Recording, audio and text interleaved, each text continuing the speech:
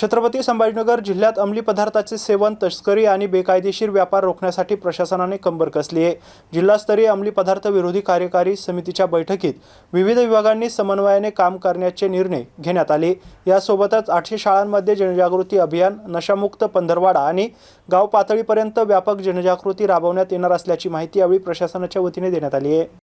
जिल्हाधिकारी यांच्या अध्यक्षतेखाली झालेल्या जिल्हास्तरीय अंमली पदार्थ विरोधी कार्यकारी समितीच्या बैठकीत जिल्हा पोलीस अधीक्षक, जिल्हा परिषद मुख्य कार्यकारी अधिकारी आणि विविध विभागांचे वरिष्ठ अधिकारी उपस्थित होते। या बैठकीत अंमली पदार्थांचे उत्पादन, वाहतूक, विक्री आणि सेवन रोखण्यासाठी सर्व संबंधित विभागांनी समन्वयाने काम करण्याच्या सूचना देण्यात आल्या। जिल्ह्यातील सुमारे 800 शाळांमध्ये जनजागृती अभियान, नशामुक्त पंधरवाडा पथनाट्याद्वारे वर्षभर जनजागृती, शाळा, महाविद्यालय आणि शासकीय कार्यालयांमध्ये अंमली पदार्थ विरोधी शपथ तसेच पोलीस पाटील मेळाव्यांच्या माध्यमातून गाव पातळीवर जनजागृती करण्यात येणार आहे। शाळा आणि महाविद्यालयांच्या 100 मीटर परिसरात प्रतिबंधात्मक उपाययोजनांची काटेकोर अंमलबजावणी, ई सिगारेटच्या वापर आणि विक्रीबाबत जनजागृती तसेच नागरिकांनी संशयास्पद हालचालींची माहिती प्रशासनाला देण्याचे आवाहन यावेळी प्रशासनाच्या वतीने करण्यात आले।